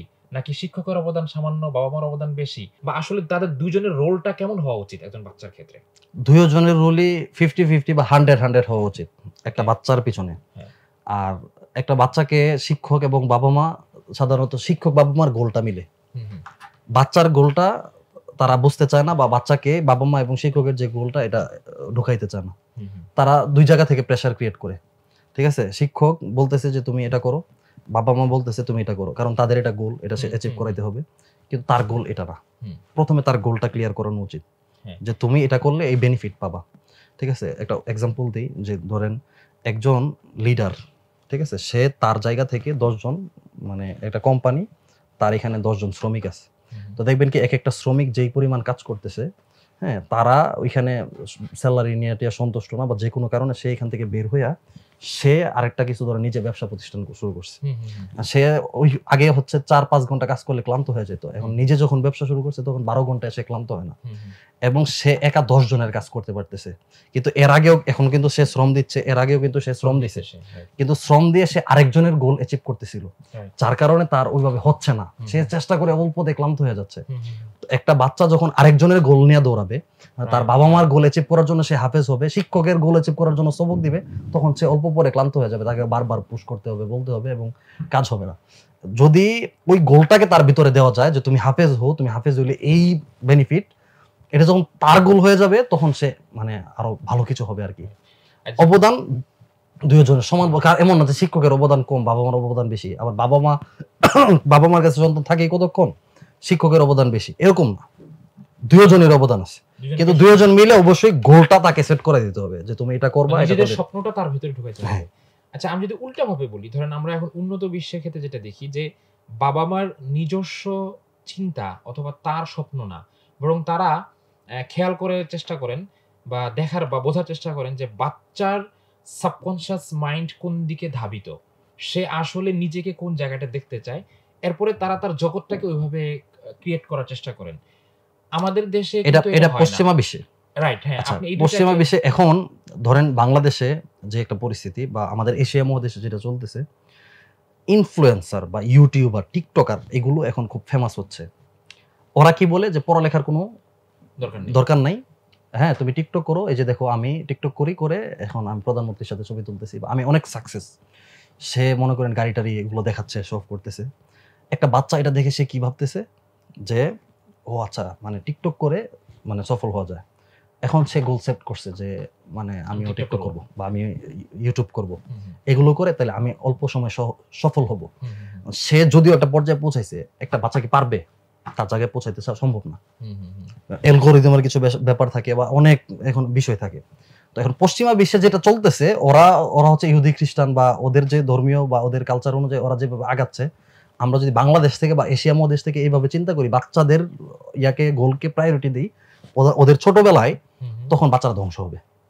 ধরেন আমি এটাকে আরো যদি মানে একদম ক্লিয়ার করে বলি, একটা বাচ্চার স্বপ্ন তার খেলার প্রতি খুব আগ্রহ, এবং সে খেলতে খুব পছন্দ করে, এবং সে ভালো খেলে, তার স্বপ্ন সে একজন সাকিব আল হাসান হবে, কিন্তু বাবার স্বপ্ন তাকে প্রফেসর ইউনুস বানানো। গুড একটা বিষয় ধরছেন এখানে, এটা অনেক বেশি জরুরি, কারণ আমি এই যে মাদ্রাসায় শিক্ষকতা করতাম, ওই মাদ্রাসার মোহতামিম সাহেবের ছেলের সেম গোল। আচ্ছা, এই জন্য আমি এটা আরো ডিটেইলে বুঝবো, তার সাথে মিশছি, আমি ক্লোজ জিনিসটা বোঝার চেষ্টা করছি। আচ্ছা, ধরেন তার স্বপ্ন সে ক্রিকেটার হবে, ঠিক আছে, সে ক্রিকেটার হবে, তার বাবার স্বপ্ন সে আলেম হবে, সে দায়ী হবে। আচ্ছা, দুই জায়গায় দুইটা মিলে গেল, এবং সে ক্রিকেটে খুব ভালো করে, এবং তার পারফরমেন্স এমন যে সে চাইলে আসলে মানে এরকম মনে সাক্ষী দিয়েছে কিছু করতে পারে, জাতীয় পর্যায়ে খেলতে পারে। আচ্ছা, এখন দেখার বিষয় হচ্ছে সে যে ফ্যামিলির ছেলে, এই ফ্যামিলি থেকে তাকে ক্রিকেটার বানাবে না, মানে তারা ক্রিকেটার হওয়া মানে সে ধ্বংস হয়। আচ্ছা, খুবই ভালো মানের একজন, আমি একটু ডিটেইলে না বললাম সে কোন কোথায় কি করে। এই ছেলে যে সে বলতেছে আমি ক্রিকেটার হব, আমার ক্রিকেটের প্রতি নেশা, আমি হচ্ছে এখানে খুব ভালো করতেছি। ব্যাপারটা ধরেন সাকিব আল হাসান, তার হলো ক্রিকেটের প্রতি নেশা। ক্রিকেটের প্রতি নেশা হওয়ার কারণে খেলার প্রতি, বা সে ওইখানে যে কোনো ভাবে, আমি তার ব্যাকগ্রাউন্ড জানি না, সে যে কোনো ভাবে ধরেন ওইখানে সাকসেস হয়েছে, হওয়ার পরে এখন সাকসেস থেকে সে পাইছে ফেম, ঠিক আছে, ফেম থেকে সে পাইছে টাকা, মানে সে ক্রিকেট দিয়ে অনেক দূর গেছে, যাওয়ার পরে সে সাকসেস হয়েছে, ওইখান থেকে একটা জিনিস পাইছে, হলো পরিচিতি, ফেম। আর এই ফেমের কারণে সে ধরেন শোরুম উদ্বোধন করতেছে, সে যা করতেছে, অ্যাক্টিভিটি করতেছে, তার অনেক ফ্যান ফলোয়ার, পেজ, এটা সেটা, সে অনেক টাকার মালিক হয়ে গেছে। আচ্ছা, এখন যারা ক্রিকেটের স্বপ্ন দেখতেছে যে সে হচ্ছে ক্রিকেটার হইতে চায়, মূলত সে ফেমাস হইতে চায়, মূলত সে টাকা আর্ন করতে চায়, তার ক্রিকেটের প্রতি ভালোবাসা নেই। মিস্টেকটা হচ্ছে এখানে, সে কিন্তু ক্রিকেট ভালো খেলতেছে, তার মূল গোল হচ্ছে কি, সাকিব আল হাসান এখন যে একটা পজিশন আছে, একটা শোরুম উদ্বোধন করলে 20 লাখ 30 লাখ টাকা বের যাচ্ছে, আমি ওইটা করব, মানে অর্গানিক যে ক্রিকেটটা, এটার প্রতি তার ভালোবাসা কম। এটা কিন্তু খুব বোঝার বিষয়। কিন্তু আপনি দেখবেন কি যে সে তো ক্রিকেটে ভালো করতেছে, বা সে খেলায় ভালো করতেছে, কিন্তু তার খেলার প্রতি নেশা কম, সে খেলতেছে মন দিয়ে, কেন সে ফেম পাবে? এখন ফেম তো অন্যভাবে পাওয়া যায়। তুমি বিশ্বসেরা কোরআনের হাফেজ হও, সাকিব আল হাসান সে ভালো ফেম পাবে, এবং এটা দুনিয়া আখিরাতে দুই জায়গায় কাজে লাগবে। এইটা বাবা মাকে বুঝাইতে হবে, এটা আশপাশের মানুষকে বুঝাইতে হবে যে তোমার গোল কি আসলেই ক্রিকেট, নাকি তোমার গোল হচ্ছে ফেম? যদি ফেম হোক, ভালো কাজে ফেম বেশি। আমরা যে ফেম, আপনি তো ধরেন মানে একটা আলেম পরিবারের উদাহরণ দিলেন, আপনি সাধারণ পরিবারের জায়গা থেকে চিন্তা করি, ধরেন আমি ধরে নিলাম যে তার আসলেই হচ্ছে প্যাশনেট বা প্যাশনটা হচ্ছে তার ক্রিকেট, সে মানে মানে মন থেকেই চায় আসলে ক্রিকেট, কারণ সে ক্রিকেট খেলতে পছন্দ করে। আপনি কিভাবে বুঝবেন যে সে মন থেকেই চাচ্ছে ক্রিকেট? এটাই আমার জানার বিষয়, যে ধরেন বাবা চাচ্ছে সে একজন প্রফেসর ইউনূস হোক, অথবা সে একজন নোবেল বিজয়ী শিক্ষিত হোক বা বিজ্ঞানী হোক, ইঞ্জিনিয়ার হোক, এটা বাবার খুব চাওয়া, বা সে ডাক্তার হোক। কিন্তু সে সারাদিন ক্রিকেট দেখে, ক্রিকেট খেলে, সময় পাইলেই ক্রিকেট নিয়ে রিসার্চ করে, সবসময় সে ক্রিকেটের ভেতরেই পড়ে থাকে। তো টাকার বিষয়টা হয়তো তাকে খুব একটা মানে এখনো সে বুঝতে পারে নাই। এই জায়গা থেকে সমন্বয়টা কিভাবে হওয়া উচিত? সমন্বয়টা কিভাবে, যে সে ক্রিকেটের পিছনে এমনি এমনি যাবে না। আচ্ছা, ঠিক আছে, আমাদের বাংলাদেশের কালচার অনুযায়ী বলি যে আমার ছোট ভাই হঠাৎ করে দেখলাম কি যে সে ব্যবসা বাণিজ্যের প্রতি খুব আলহামদুলিল্লাহ সাকসেস, সে এই বিষয়ে পরে আরেক সময় কথাবার্তা বলবো, সে ওইদিকে যাচ্ছে। এখন ধরেন সে যখন 16-17 বছর বয়স হয়েছে, তখন দেখলাম যে সে কোনো কিছু করবে না, সে ফ্যামিলি টেমিলি সবকিছুর উঠ দিকে সে বিজনেস করবে। আচ্ছা, খুব বেশি আলহামদুলিল্লাহ, মানে অনেক ভালো করতেছে এখানে। তো ক্রিকেট বলেন যাই বলেন, ওইটার প্রতি সে যাচ্ছে কিভাবে? যদি এত অল্প বয়সী মনে হয়, আপনি আপনার ছেলেকে চিনেন যে তার ডিসিশন নেওয়ার ক্ষমতাটা কতটুকু, সে নিজের ব্যাপারে বুঝে কতটুকু, তার ক্যারিয়ারের ব্যাপারে বুঝে কতটুকু, আপনি এই জিনিসগুলো কন্ট্রোল করতে পারবেন, মানে একদম ছোটবেলায়। আর সে যখন বড় হয়ে গেছে অলরেডি, তার ক্যারিয়ার সে কোন দিকে নিবে এবং সে কোন দিকে ভালো করতেছে, এটা তার। মানে আপনি যদি না চান, যে ছোটবেলা চাচ্ছেন যে সে ক্রিকেটের দিকে ঝুঁকে যাচ্ছে, এখন আপনি বুঝতেছেন অভিভাবক হয়ে, আপনার কর্মজীবনের জায়গা থেকে আপনি উপর থেকে দেখতেছেন যে এটার ক্যারিয়ার সামনে মনে হয় আপনার সন্তানের জন্য ভালো হবে না, আপনি চাইলে তো নিয়ন্ত্রণ করতে পারবেন। ক্রিকেটের আপনার বাসায় টিভি আছে, টিভি দেখেই তো সে ক্রিকেটের প্রতি। এক্ষেত্রে নিয়ন্ত্রণের জন্য তার সাথে কিভাবে কানেক্টেড হওয়া যায়? কতটুকু কানেক্টেড হলে তাকে নিয়ন্ত্রণ করা যাবে? প্রত্যেকটা সমস্যা ধরেন, এটা একটা সমস্যা মনে হইলো আপনার কাছে, যে আপনি ও চাচ্ছে ক্রিকেটার হইতে, আপনি চাচ্ছেন না ক্রিকেটার হোক, অথবা এ চাচ্ছে মোবাইল টিপতে, আপনি চাচ্ছেন না সে মোবাইল টিপুক, অথবা সে চাচ্ছে খারাপ কাজ কিছু করতে, আপনি চাচ্ছেন না এটা করুক। প্রত্যেকটা সমস্যা, এই সমস্যাগুলো নিজে নিজে হয় না, কোনো না কোনো কারণ থাকে। আপনি যখনই কোনো কিছু থেকে আপনার সন্তানকে ফিরায় নিয়ে আসতে চাবেন, তখন আপনি দেখবেন যে সে এই সমস্যাটা করতেছে কেন, ক্রিকেটের প্রতি স্বপ্ন দেখতেছে কেন, দুষ্টামি করতেছে কেন, মোবাইল চাচ্ছে কেন, বা মাদকের প্রতি যাচ্ছে কেন, বা খেলায় যাচ্ছে কেন, এটা দেখবেন। এটার পিছনে কারণ একটা হইতে পারে, ডিভাইস থেকে সে দেখতেছে যে এটা করতেছে, অথবা সে কোনো বন্ধুর সাথে চলতেছে, তার বন্ধু ওইটার জন্য তাকে ইনফ্লুয়েন্স করতেছে, কোনো না কোনো একটা কারণ আছে। আপনি যে জিনিসটা থেকে ফিরাই আনতে চাচ্ছেন, আপনি ওই কারণে খেয়াল করবেন, কারণ কি সে এখানে যাচ্ছে, ওই কারণটাকে সরাই দেন। তার যে বন্ধু থেকে সে ইনফ্লুয়েন্স হয়ে খারাপ কাজটার দিকে যাচ্ছে, বা আপনি যেটা চাচ্ছেন না সেখানে যাচ্ছে, ওই বন্ধুকে সরানোর ব্যবস্থা করেন। ভাই, আপনার বেড়ে ওঠা কোথায়? আমার বেড়ে ওঠা, আমার গ্রামের বাড়ি হচ্ছে ব্রাহ্মণবাড়িয়া জেলার নবীনগর থানা শিবপুর গ্রামে। তো আমার পরিবার এখন ওইখানেই থাকে, ওইখানে আমার বেড়ে ওঠা। কয় ভাই বোনের মধ্যে আপনি কত? আমরা 7 ভাই বোন, 2 ভাই 5 বোন, আমি তৃতীয়। আমার বড় বোন, তারপর হচ্ছে আমি, আমার ছোট বাকিরা।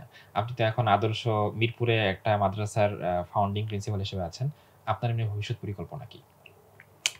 ভবিষ্যৎ পরিকল্পনা হচ্ছে খেদমত করব, কিছু 2-4 জন বাচ্চা কাচ্চাকে যদি মানুষ করতে পারি, দিনের প্রতি পরিচালনা করতে পারি, তারা যদি খেদমত করে, এটা সদকায়ে জারিয়া হিসেবে। দুষ্ট বাচ্চাদেরকে ভদ্র বানানো, এরকম এই তো চেষ্টা চলতেছে আর কি। ঠিক আছে, সদকায়ে জারিয়ার জন্য একটা ক্যারিয়ার এমন ভাবে দাঁড় করানো যে এখান থেকে একই সাথে কিছু বাচ্চাও যেন তৈরি হয়, এবং আপনার জন্য দুনিয়া এবং আখিরাতে কিছু প্রোডাক্ট তৈরি হয়, যেগুলো দুনিয়াতেও আপনাকে ফিডব্যাক দিবে, আখিরাতেও যেন আপনাকে ভালো একটা সদাকার উপহার দিতে পারে। আল্লাহ আপনার ভবিষ্যৎ পরিকল্পনাকে কবুল করেন এবং বাস্তবায়ন হওয়ার সুযোগ দান করেন। এই শিক্ষক যখন হলেন, তখন আপনার কি আগে থেকেই এই প্ল্যানটা ছিল যে আমি বাচ্চাদেরকে পড়াবো? যখন আপনি শিক্ষার্থী ছিলেন, মাদ্রাসায় পড়তেন, আমরা সাধারণত মাদ্রাসায় যারা পড়ি, আমাদের প্রত্যেককে আমাদের ওস্তাদরা স্বপ্ন দেখান যে অনেক বড় আলেম হতে হবে, অনেক বড় দায়ী হতে হবে, এবং অনেক বড় মুদাররিস বা মুহাদ্দিস, মুফাসসির, ফাকিহ হতে হবে। তো সাধারণত বাচ্চাদেরকে পড়ানোর স্বপ্নটা আমাদেরকে খুব কম দেখানো হয়, বা যেহেতু আমাদের মাদ্রাসার শিক্ষার ধারাটা এমন যে যিনি বুখারী পড়ান তিনি সর্বোচ্চ পর্যায়ের শিক্ষক, আর যিনি কায়দা পড়ান বাচ্চাদেরকে তিনি তুলনামূলক একটু নিচের স্তরের শিক্ষক। তো যেহেতু আপনি যেটা বললেন যে স্বপ্নটা সবসময় বড় হতে হয়, স্বপ্নটা সবসময় মানুষকে বড় করে দেখাতে হয়। সেই হিসেবে আমাদের মাদ্রাসায় আমাদেরকে বড় করে স্বপ্ন দেখানো হয়। তো আপনার কখন মনে হলো যে আমি বাচ্চাদেরকে পড়াবো এবং সেটার জন্য কি আপনি শিক্ষা জীবনে কোনো প্রস্তুতি নিয়েছিলেন? যদি না নেন, তাহলে আপনার এটা নিয়ে কোনো বেগ পেতে হইছে কিনা? এবং সেই জায়গা থেকে আপনি অন্যদেরকে কোনো পরামর্শ দিবেন কিনা? আমি ছাত্র জীবনে মানে শিক্ষকতা করব এটা কোনোদিন ভাবি নাই এবং এটার বিরোধী ছিলাম যে আমি শিক্ষকতা করব না। আচ্ছা, অন্য যেকোনো কিছু করব, শিক্ষকতা করব না। আচ্ছা। কারণ আমার বাবাকে দেখছি শিক্ষক। তো উনি সারাদিন এগুলো নিয়ে থাকতেছে। এটা পছন্দ ছিল না। হুম, হুম। মানে উনার যে বিষয়গুলো এখন বড় হয়ে রিয়ালাইজ করি বা বুঝি। কিন্তু তখন ইচ্ছা ছিল যে অন্য যা কিছুই করি না কেন শিক্ষকতার মধ্যে একটা অনীহা ছিল। আচ্ছা। এটা হচ্ছে ১ম প্রশ্নের উত্তর।